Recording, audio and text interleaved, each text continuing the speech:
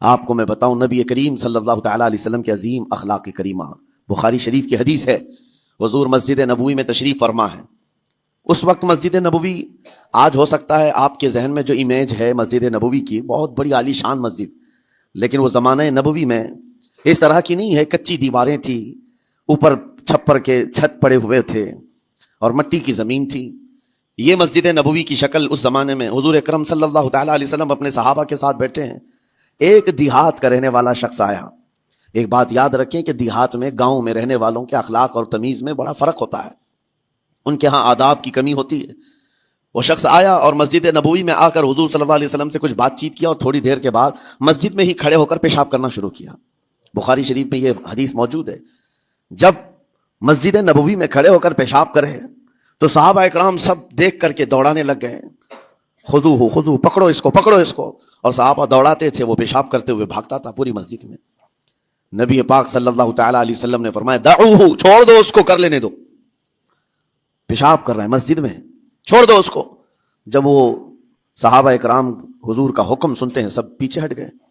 تھوڑی دیر کے بعد نبی کریم صلی اللہ تعالیٰ علیہ وسلم نے صحابہ سے فرمایا پانی کے ڈول بھر کر کے لائے جائیں۔ صحابہ سے ہی منگوایا، پانی کے ڈول بھر کر کے لائے گا اور مسجد نبوی کے میدان میں فرش پر بہایا گیا اور صاف کیا گیا۔ اب وہ شخص نہایت ہی ڈرا سہما کھڑا تھا، میرے ساتھ کیا ہوگا پتہ نہیں، میں نے پیشاب کیا، اب مجھے یہ لوگ قتل کر ڈالیں۔ نبی کریم صلی اللہ تعالیٰ علیہ وسلم نے قریب بلایا اور فرمایا، نہایت نرم گفتگو کے ساتھ حضور فرماتے ہیں، یہ اللہ کا گھر ہے، یہاں پیشاب نہیں، پیشانیاں رکھی جاتی ہیں۔ بس یہ جملہ ہے، بخاری شریف میں موجود ہے، یہاں عبادت کی جاتی ہے۔ اتنا کہہ کر رخصت ہو گئے، رخصت کر دیا۔ وہ دیہات سے آیا ہوا جو نوجوان تھا یا شخص تھا، باہر نکلتے ہی وہ کلمہ طیبہ پڑھ کر حضور کی غلامی میں شامل ہوا۔ میں نے وہ بلند عالی اخلاق نہیں دیکھے۔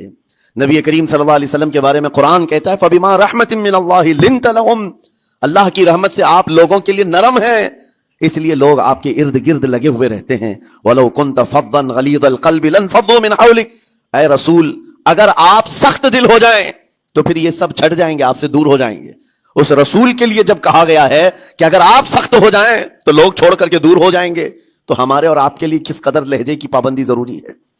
ہاں عزیزان گرام وقار، اپنی گفتگو، اپنے کلام، اپنی بات چیت سے آپ اپنے سلیقے بتاتے ہیں۔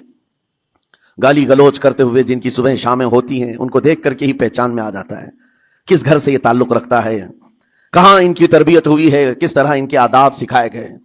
اسی لیے میرے عزیزوں، بچوں کو آوارہ بھی نہ چھوڑ دینا کہ وہ اپنی زبان گلی کوچوں سے سیکھ کر کے جائیں۔ کل کو ہوگا یہ کہ اس کی زبان کی وجہ سے لوگ تمہیں تان و تشنی کریں گے، اس کا باپ ایسا ہوگا اس لیے بچہ ایسا ہے، اس کی ماں اس طرح ہوگی اس لیے اس کی گفتگو ایسی ہے۔ کیونکہ موسٹلی زیادہ طور پر بچے اپنے ماں باپ کے اخلاق کو نقل کرتے ہیں، ٹرانسفر ہوتی چلی جاتی ہیں۔ ایک بار حضور اکرم صلی اللہ تعالیٰ علیہ وسلم مسجد نبوی سے باہر نکل کر جا رہے ہیں۔ توجہ میرے عزیزوں، اخلاق کہاں دکھانے چاہیے اور ہماری بات چیت کے انداز ہمیں کہاں ہونا چاہیے، میں آپ کو بتاؤں۔ حضور تشریف لے کر جا رہے ہیں، صحابہ اکرام کھڑے تھے، حضور کے اطراف مدینہ طیبہ کی ایک بوڑھی خاتون جس کا ذہنی توازن کھویا ہوا ہے، یعنی وہ دماغی طور پر ڈسیبل ہے، اور وہ آئی جا رہی تھی۔ لوگ جب بھی اس کو دیکھتے راستہ کاٹ لیتے، وہ جس کو بھی پکڑتی تھی سنانا شروع کرتی تھی، جو منہ میں آئے بکنے لگ جائے، اور لوگوں کو تنگی محسوس ہونے لگتی۔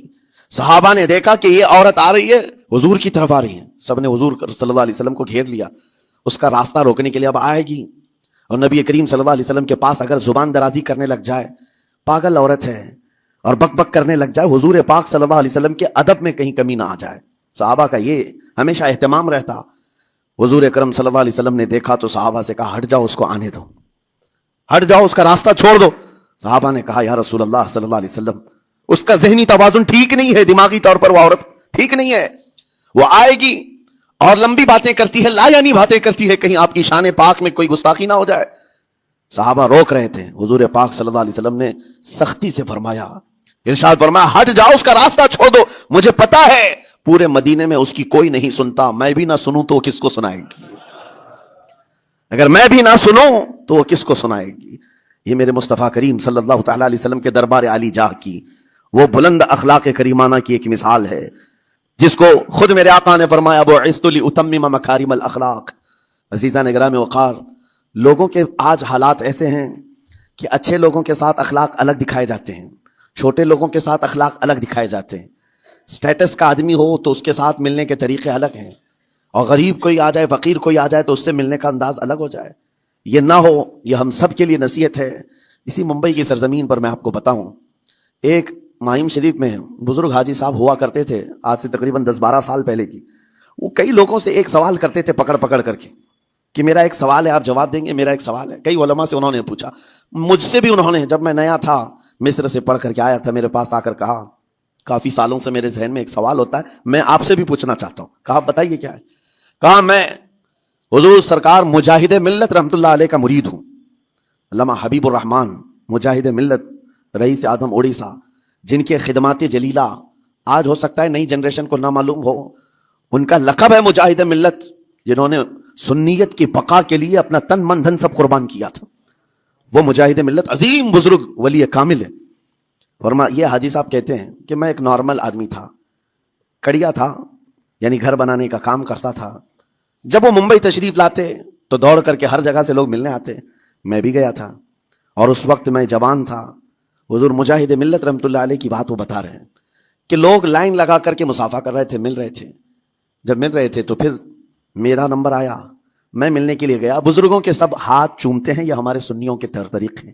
ادب، علماء ذوی الاحترام کے ہاتھوں کا بوسہ لینا یہ مستحسن ہے، یہ ہمارے آداب میں سے، معمولات اہل سنت میں سے. تو جب سب لوگ ان کے دست بوسی کر رہے تھے، ہاتھ چوم رہے تھے، میں بھی قریب گیا، اور جب میرا نمبر آیا میں ہاتھ چومنے کے لیے گیا تو انہوں نے میرا ہاتھ لے کر خود ہی چوم لیا. وہ بزرگ عالی جاہ ولی کامل جن کو دنیا مجاہد ملت کہتی ہے، میرا ہاتھ انہوں نے چوم لیا. اور میرے اندر ایسی پشیمانی تھی کہ میں کیا کروں، سمجھ میں نہیں آیا. میں ایک معمولی سا کڑیا، اور کہاں ان کا مقام، کہاں میرا. تو اس کے بعد وہ اس بے چینی میں رہتے تھے کہ ایسا کیوں کیا، ایسا کیوں کیا، کیونکہ پوچھنے کا موقع ہی نہیں ملا. ایک بزرگ تھے، انہی کے خلیفہ تھے حضور مجاہد ملت کے، انہوں نے اس کا جواب دیا. میرے عزیزوں کیا بہترین جواب تھا. حضرت مجاہد ملت رحمۃ اللہ تعالی علیہ یہ چاہتے تھے کہ ہزاروں لوگ ہماری تعظیم کرتے ہیں تو کہیں ہمارے دماغ میں بادشاہت کا خیال نہ آئے، ہم غریب اور فقیر کا ہاتھ چوم کر اپنے نفس کی مخالفت بھی کرتے ہیں. اخلاق کریمانہ دکھانے کے لیے اسٹیٹس والوں کے ساتھ ہی نہیں، غربا فقراء کے ساتھ بھی وہ اخلاق ہوں.